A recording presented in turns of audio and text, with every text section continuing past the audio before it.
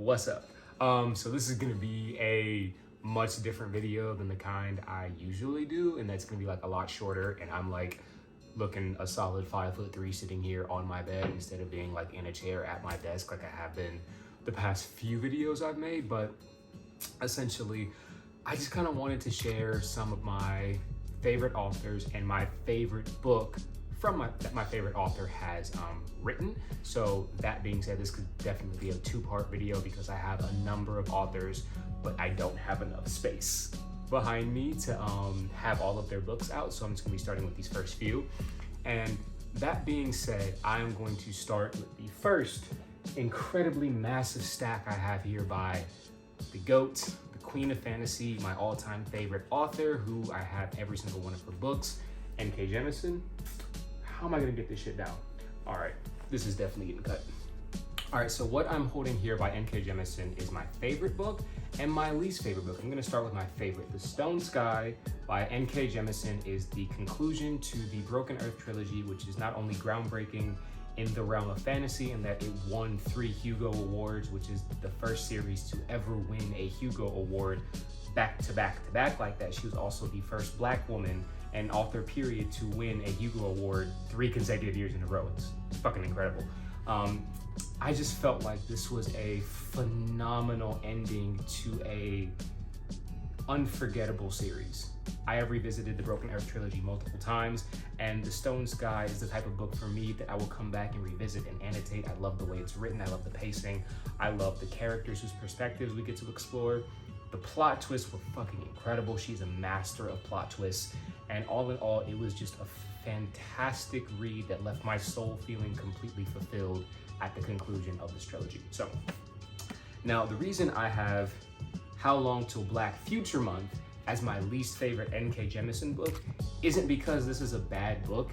It's because everything else is just incredibly phenomenal, and this is more like a collection of short stories. This is an anthology, and me personally, I'm more of a fan of long form prose pieces and content. Like, I love novels. I don't really like collections of things. So that is the only reason why it is quote unquote my least favorite work by her, just due to preference. All the stories in How Long Till Black Future Month are phenomenal. Again, I had this expectation that when I read NK, I'm gonna be getting like a large 400 something page novel, and this wasn't that, so it kind of wasn't what I'm looking for.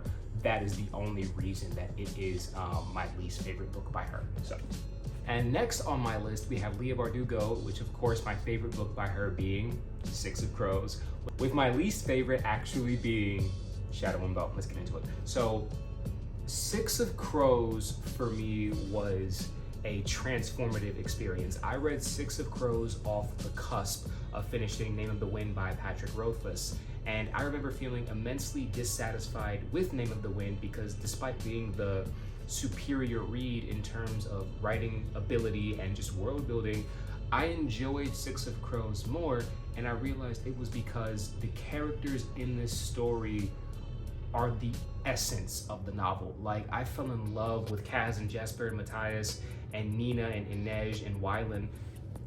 They felt like friends. They felt like people to me. I am a massive characters reader, and this book, in terms of plot, is relatively straightforward and simple, but the characters really just leap off the page. The writing is incredible. I love the magic system. It was interesting enough that it didn't feel like she just made it up at like a coffee shop at 2 a.m., but it wasn't so complex. It felt like you needed to teach like a master class on it. Cough, cough. Brandon Sanderson, no shade anyway. But I love Six of Crows. It is revolutionary in the terms of YA fantasy, and this is just one of those books that has really touched me. Pause. But I definitely reread it when I'm sad sometimes, just because of what it means to be with these characters and in this world. So now my least favorite book is Shadow and Bone, because this definitely reads like an author's very first book, right? I just didn't enjoy it that much. I really wasn't a fan of Alina. She was a little irritating to me. I didn't really like Mal all that much either. And again, as someone who is a characters reader, this book was lacking a little bit. It wasn't what I wanted in a novel, and granted, having read Six of Crows and Crooked Kingdom before Shadow and Bone, I was expecting that same caliber of writing and those same types of characters to be present in this novel, and they just weren't there. I also just felt like, for me, this was a very straightforward story. Like, a guy named the Darkling has turned out to be the bad guy. Oh, fucking shocker, right? So this isn't a bad book per se. It just, I'm not the target audience that she was like looking to write for. And I can also tell that in this first book, Leigh is definitely trying to figure out her style and what kind of writer she wants to be. And this also feels a little bit more explorative. I don't know if that's a word, if I just made some shit up, but explorative is now a word. We're rocking with it. But it definitely felt like a first book. Not that that's a bad thing, it's just that I enjoyed Six of Crows more, and I've enjoyed everything else that she's subsequently written since Shadow and Bone much more. So yeah. Next up we have Laini Taylor, and I actually really started to get into Laini Taylor when I was like a junior, or not a junior, I'm tripping. When I was in like 6th grade, I actually went to the library back when I lived in Texas, and I got the second book in this series, and I read it on accident first, and I spent the next 2 years trying to find the series because I could not remember its name. All that being said, my favorite thing that Laini has ever written is definitely Muse of Nightmares, while surprisingly my least favorite thing by her is Daughter of Smoke and Bone. So starting with Muse of Nightmares is the second novel following Strange the Dreamer, and this was another character-heavy story, and I loved just getting to explore a specific character's past and their history, which was incredibly tragic. But again, this was another one of those books where I love the writing style. I love that we like explored the cast a lot more. We got a lot more history into the world, and there's one character in particular. Her name is Minya. I had to just double check because I forgot. But there's one character, her name is Minya, and she really just captured my heart in a way that no other character that she's written has. And we spent a lot more time with Minya in this second book than we did in Strange the Dreamer. And she really just, I fell in love with that character. Like, she's adorable. I want to protect her and keep her safe. I have a younger sister, and Minya kind of reminds me of her a little bit, and that older brother protective instinctiveness that I have. Older brother protective instinctiveness. I don't know if that works grammatically. For someone who's supposed to be a writer, I'd be kind of like fucking my sentences up sometimes, but that older brother in me kind of had this desire to look out for this younger kid, this little girl, and I really loved seeing her grow and evolve. And at the end of the novel's conclusion, I was glad that she finally found some semblance of peace. So Muse of Nightmares is definitely my favorite thing that Laini has written. And ironically, my least favorite is Daughter of Smoke and Bone. And again, much like NK, it's not that I didn't like this book, it's just that everything else that Laini has written is so good. This is just like the worst of the best, essentially, in that like there's really nothing wrong with Daughter of Smoke and Bone. I enjoy this story. I just enjoyed, and I've loved everything else she's written slightly more. And yeah, I really have nothing negative to say about Daughter of Smoke and Bone except Days of Blood and Starlight and Dreams of Gods and Monsters were just better. And Strange the Dreamer and Muse of Nightmares, I just personally enjoyed more. So that's why this is my least favorite book by her. All right, next up, we've got V.E. Schwab, with my favorite book by V.E. being A Conjuring of Light, while my least favorite is Shockingly Gallant, which I talked about in another video. So let's start with The Conjuring of Light. I felt like A Conjuring of Light was a phenomenal conclusion to an incredible trilogy. I loved how all of the characters' arcs ended. I loved the writing style. I loved the plot. I actually loved the twist that came in the final battle. There were some characters who had to make some tough choices, and I really appreciated the direction the writer took their stories and their arcs. Again, I'm such a big character person, and there were some characters who got together, and I've been shipping them from the beginning. You heard it here first. And I was really happy to finally see them come together. And I loved that we got such we got more of an expanded cast in this book. The past couple of books we've been playing with like 4 or 5-ish perspectives and POVs, and this one we got, I think, 13, 14. So it was really nice to step into the heads of other characters and just get to experience how other people move through space in this world. And this final page, how it ended, it stirred some feelings in my soul a little bit, because without spoiling it too much, I will just say that I've had similar endings in my own personal life, and I felt a spark of kinship between the main character based on how the book ended. I know that's not a very helpful description at all, but yeah, I love this one. This was actually my number, I believe, number 7 book of 2022.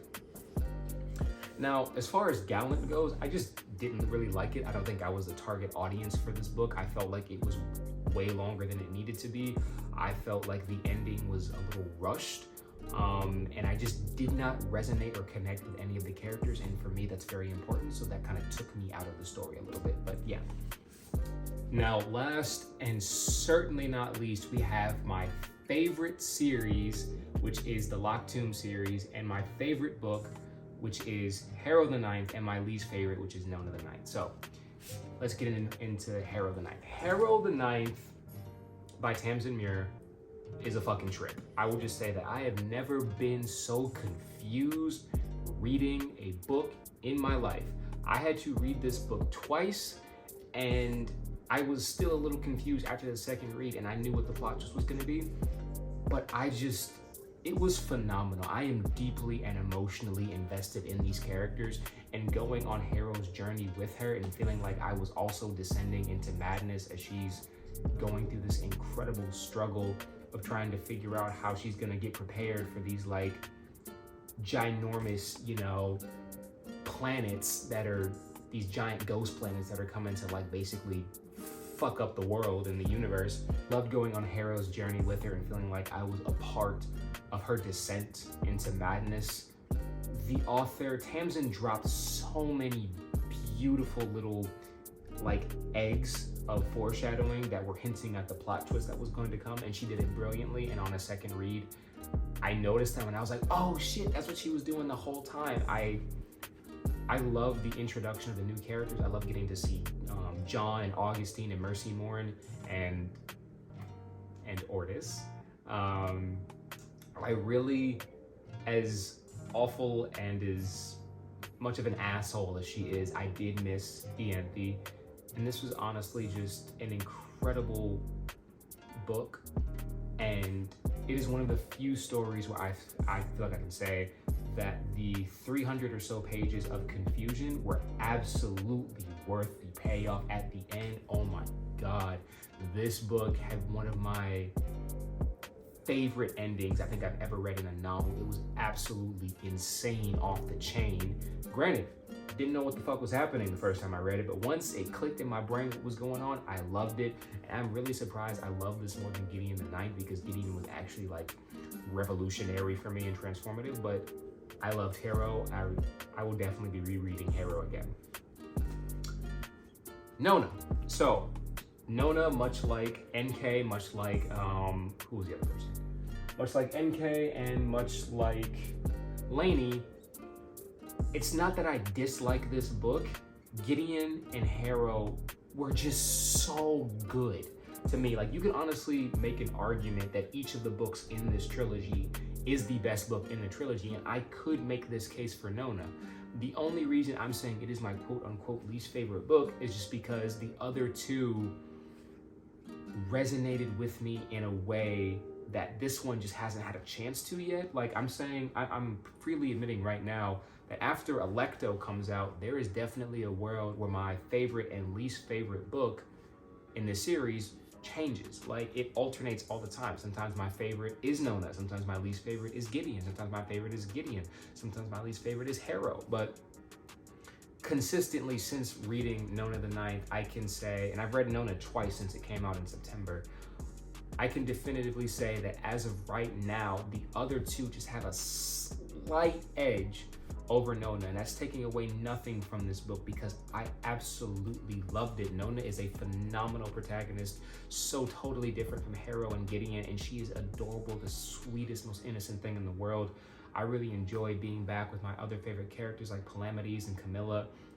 There were a lot of people who were reintroduced to the story under different names, and that was really fun to play with. But this was such an incredible book, and I'm actually glad that Nona did get its own book because this was supposed to be the first act of Alecto the Ninth, and I just felt like this story wouldn't have been done justice if it had been shortened or tightened up or like condensed in any way, and I'm really grateful that we got Nona the Ninth, but I will have to give the slight edge to Harrow. Okay, so that is my video. Thank you for sticking through and watching this whole thing. I hope it wasn't as clumsy as I think it was in my brain.